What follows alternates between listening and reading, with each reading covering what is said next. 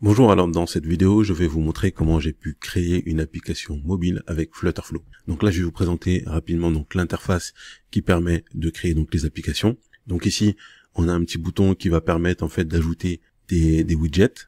Donc par exemple, on va pouvoir ajouter du texte, des colonnes, des rows, des conteneurs, des images, des boutons, donc on va dire pas mal de fonctionnalités. Donc là par exemple, si on analyse un petit peu, vous voyez que là quand on se positionne, donc là c'est une page. Quand je me positionne ici, je vois que je dois ajouter par exemple une colonne. Donc ça va être un élément. Donc ça c'est un élément pour ajouter en fait des publicités dans l'application. Donc ça c'est un élément texte. Ça c'est un élément audio. Voilà, donc ça c'est un élément audio, c'est du texte, audio. Et là ça va être du texte. Donc là c'est la partie header.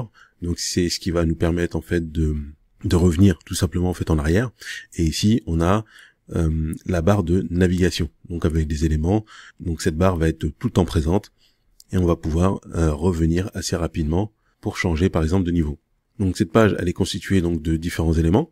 Donc par exemple là on a du texte, on voit qu'on a du texte en anglais. Ensuite on a un audio en anglais avec l'accent US. Donc là on a un audio en anglais avec l'accent UK.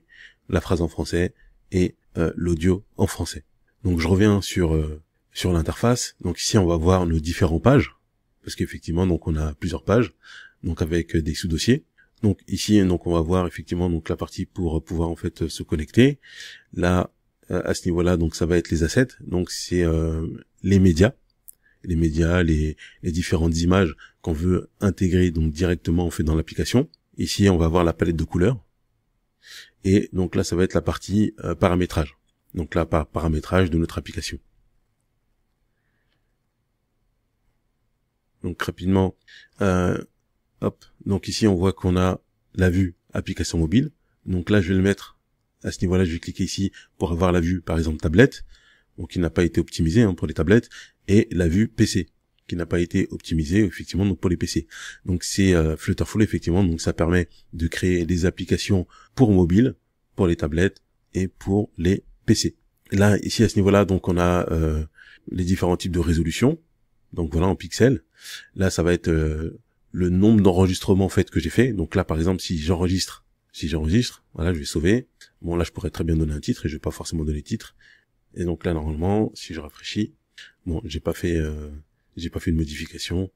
Donc c'est peut-être normal que le numéro en fait de version n'a pas changé. Ouais donc là on est toujours en version 19, j'ai pas fait une modification dessus. On va dire c'est normal. Donc potentiellement là à ce niveau-là je vais avoir potentiellement par exemple des bugs ou des choses que je vais devoir effectivement corriger. Quand c'est orange, ça veut dire il y a des choses qui peuvent être améliorées, et quand je vais avoir un rouge, ça veut dire que c'est un bug, et ça peut même bloquer du coup la publication de l'application. Voilà, donc là à ce niveau-là, je vais pouvoir effectivement donc télécharger par exemple le code.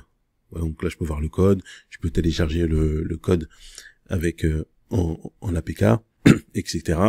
Voilà. Donc là ici je vais pouvoir visualiser donc directement l'application. Si je clique ici, donc je peux prévisualiser donc l'app. Donc là on voit sur la partie de droite, qu'à chaque fois que je vais cliquer par exemple sur un élément, c'est ici que je vais pouvoir effectuer donc la modification. Donc là je vais modifier par exemple l'élément texte. Là je vais pouvoir afficher brièvement lorsque ça s'affiche sur une tablette, sur un mobile, lorsque donc là ça va être la vue sur la tablette dans cette vue et sur le PC. Donc on va avoir divers éléments. Donc là c'est pour gérer la marge. Et là je vais pouvoir gérer la marge. Je vais pouvoir gérer l'alignement. Vous voyez, donc là voilà, je gère l'alignement. Là la marge, là on va faire un petit exemple. Ici je vais changer, à la place de mettre 4, je vais mettre 100. Voilà. Donc ça c'est juste au niveau de la marge. Et je vais remettre 4. Voilà. Donc ici on va modifier la typologie du texte. Donc la police de famille, voilà, donc là ça va être la taille de la police, la couleur de mon texte, l'alignement donc de mon texte, pareillement, etc. Donc là pour l'audio aussi c'est pareil, à chaque fois que je vais cliquer sur un élément, donc je vais avoir le paramétrage ici de cet élément-là. Donc par exemple si j'ai des actions à faire, je vais aller un petit peu plus en profondeur. Donc là par exemple c'est un bouton, je vais aller ici sur les actions. Donc là je vais aller sur les actions, sur le bouton. Donc là j'ajoute une action, donc l'action là ça va être naviguer vers une autre page par exemple ou un autre bouton, mais dans l'application. On a plusieurs types d'actions. Et voilà, donc qu'est-ce que je peux vous montrer d'autre pour une petite présentation? Oui, je peux vous montrer les différents widgets en fait qu'on a. Qu'est-ce qui peut être intéressant donc là pour mettre des espaces. Donc voilà, donc ça c'est des page view, on peut mettre des carousels. Donc ça c'est pour mettre une carte par exemple, quand on va cliquer dessus, elle va se retourner. Voilà.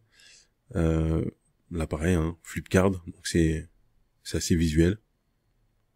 Donc là c'est le sweep, comme certaines applications. Donc par exemple si on veut avancer, donc on va aller switcher, on va dire la page vers la droite ou vers la gauche. Donc il y a pas mal de choses. Donc comme on peut le voir, on peut mettre des vidéos, des audios. Donc voilà, donc vraiment très intéressant. On a la possibilité aussi quand on crée donc des nouvelles pages. Je vais revenir par exemple sur la page. Ici, si je vais créer une nouvelle page, je vais cliquer ici sur ce bouton-là et je vais pouvoir aller rechercher par exemple des templates. Donc voilà, je peux aller cliquer par exemple ici, je vais avoir directement un template pour me connecter ou créer un compte. Là, je vais cliquer ici sur les contenus. Donc on va voir effectivement que je vais avoir plusieurs templates qui vont être intéressants. Donc ça veut dire que si je clique dessus, il va me créer cette page-là avec ce template-là. Donc ça permet en fait d'aller vraiment beaucoup plus vite en termes de développement. Donc voilà, donc je pense que pour une première vidéo, je pense que c'est suffisant pour une petite intro. Et si vous avez aimé, n'hésitez pas à vous abonner et à mettre en commentaire si vous en voulez un petit peu plus.